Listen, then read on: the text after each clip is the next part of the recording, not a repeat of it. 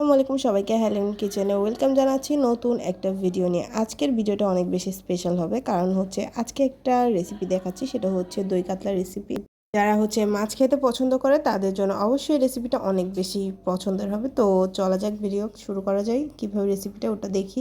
প্রথমে হচ্ছে আমি এখানে 3 পিস বড় থেকে কাতলা মাছের পিস নিয়েছি।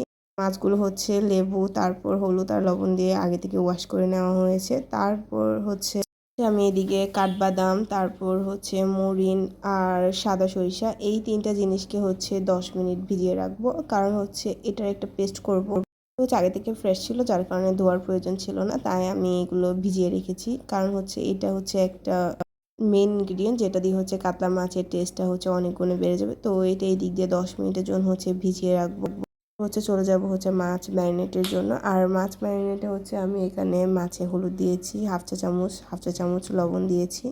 দিয়ে দিব হচ্ছে লেবু, আর লেবু দেওয়ার পর হচ্ছে মাছটাকে ভালো করে মাখিয়ে ম্যারিনেট করে নেব, যাতে হচ্ছে পুরো মাছের গায়ে হচ্ছে হলুদ লবণ রসটা হচ্ছে ভালো করে পুরো মাছের গায়ে লেগে যায়। আর এটা ম্যারিনেট করার সময় অবশ্যই ভালো করে ম্যারিনেট করতে হবে, কারণ হচ্ছে এই ম্যারিনেটের পর মাছটা ফ্রাই করলে হচ্ছে মাছের ভেতরের যে টেস্টটা থাকে ওটা হচ্ছে ভালো হয়। মাছগুলোকে হচ্ছে আমি এক পাশে হচ্ছে 10 থেকে 15 মিনিটের জন্য ম্যারিনেটে রেখে দিব, যাতে হচ্ছে মাছের ভেতরে ভালো করে লেবুর রস তারপর হলুদ লবণটা যায়।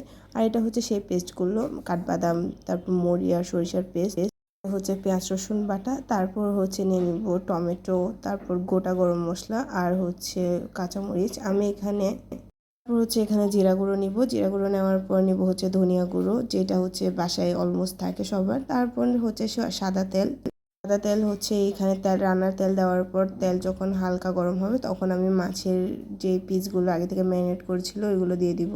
অবশ্যই এই টাইমে হচ্ছে চুলাটা ছোট, মানে হচ্ছে একদম লো ফ্লেমে রাখতে হবে, যাতে হচ্ছে মাছগুলো পুড়ে না যায় আর মাছগুলো যাতে সহজে একটু লাল হয়ে যায় এক পিঠ। আর এটা যখন এক পিঠ এইভাবে হালকা লাল হয়ে যাবে তখন মাছটাকে হচ্ছে আলতোভাবে উল্টিয়ে দিব, যাতে, আর এটা অবশ্যই করার টাইমে সাবধান থাকতে হবে যাতে মাছটা ভেঙে না যায়। মাছটাকে অবশ্যই হচ্ছে একটু ভালো করে ফ্রাই করতে হবে, কারণ হচ্ছে এভাবে ফ্রাই করলে মাছটা রান্নার পর দেখতেও কিন্তু ভালো লাগে আর খেতেও কিন্তু মজা হয়। 2-3 বার করে হচ্ছে মাছটা এপিট ওপিট ভেজে মাছগুলো হচ্ছে তেলগুলো ঝরিয়ে নিব, যাতে হচ্ছে মাছটা রান্না করা যায়। আর এখানে হচ্ছে মাছ 3টা ভালো করে আমি ফ্রাই করে নিয়েছি। তারপর হচ্ছে একটা প্যানে নিয়ে নিব হচ্ছে তেল। একটা প্যানে দিয়ে দিব হচ্ছে 1 কাপ পরিমাণের রান্নার সয়াবিন তেল।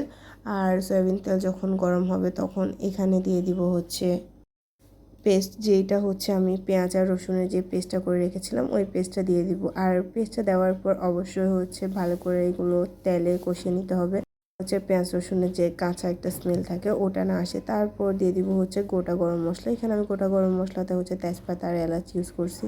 এগুলো অবশ্যই পেঁয়াজের পর দিতে হবে, কারণ যখন এগুলো গরম তেলে দেওয়া হয় তখন হচ্ছে এই গরম মশলার টেস্টটা চলে যায় আর এটা পুড়ে যাওয়ার সম্ভাবনা থাকে।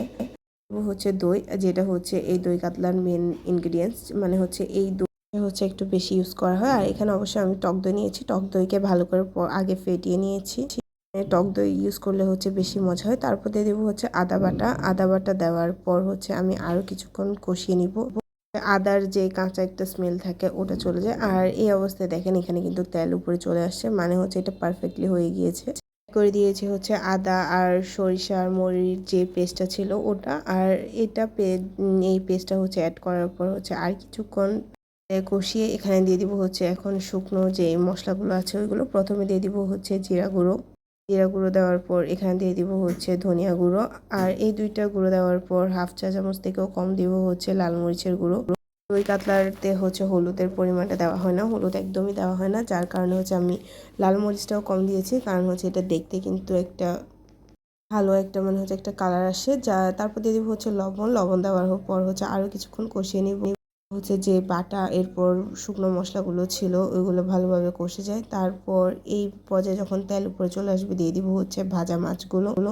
দেওয়ার পর হচ্ছে আলতো হাতে হচ্ছে এগুলোকে আমি মশলার সাথে ভালো করে একটু হচ্ছে নেড়ে চেড়ে দিব। আর এই পর্যায়ে হচ্ছে চুলাটা অবশ্যই মিডিয়াম আঁচে রাখতে হবে, কারণ বড় আঁচে রাখলে হচ্ছে নিচে মশলাগুলো লেগে যাওয়ার সম্ভাবনা থাকে। দিয়ে দিব হচ্ছে টমেটো, আর হচ্ছে দিয়ে দিব কাঁচামরিচ।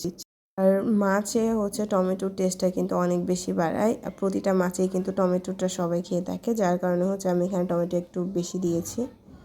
এই পর্যায়ে হচ্ছে চুলাটা মিডিয়াম আঁচে রেখে ঢেকে দিব। এটা হচ্ছে 5 মিনিটের মতো হচ্ছে মিডিয়াম আঁচে রান্না করব, কারণ হচ্ছে মাছ 5 থেকে 6 মিনিটের ভিতর হয়ে যাবে, কারণ মাছটা আগে থেকে ভালো করে ফ্রাই করেছি। যে দেখেন এখানে কিন্তু মাশাআল্লাহ দেখতে কিন্তু অনেক বেশি সুন্দর লাগতেছে, আর হচ্ছে তেলটাও কিন্তু উঠে গিয়েছে, মানে হচ্ছে এরপর যে আমার মাছটা সম্পূর্ণ রেডি। এইটা হচ্ছে ফাইনাল লুক, যেটা দেখতে কিন্তু অনেক বেশি সুন্দর হয়েছে। আর এটা সাধারণত আপনারা পোলাও অথবা বাসায় সাদা ভাত যে কোনো কিছু দিয়ে কিন্তু খেতে পারবেন, কারণ হচ্ছে এটা দেখতে কিন্তু অনেক বেশি ভালো হয় আর খেতেও কিন্তু দারুণ হয়। আর এটা গ্রেভিনেসটাও ভালো থাকে, যার কারণে হচ্ছে এটা মুখে লেগে থাকার মতো একটা মাছের রেসিপি। যদি সহজ সহজ যে কোনো রেসিপি পেতে চান, অবশ্যই আমার চ্যানেলে হচ্ছে আপনারা ঘুরে আসতে পারেন, কারণ হচ্ছে এখানে অনেক ইজি এবং অনেক রান্নাও হচ্ছে সহজভাবে দেখায়, যার কারণে হচ্ছে আপনাদের ভালো লাগতে পারে। অবশ্যই কমেন্টে জানাবেন আমার ভিডিওগুলো কেমন লেগেছে। বাসায় ট্রাই করে থাকেন তাহলে অবশ্যই কমেন্টে জানাবেন। যদি আমার ভিডিও ভালো লাগে লাইক করবেন। আসসালামু আলাইকুম সবাইকে, দেখা হচ্ছে অন্য কোনো ভিডিওতে অন্য কোনো সহজ রেসিপি নিয়ে। টাটা।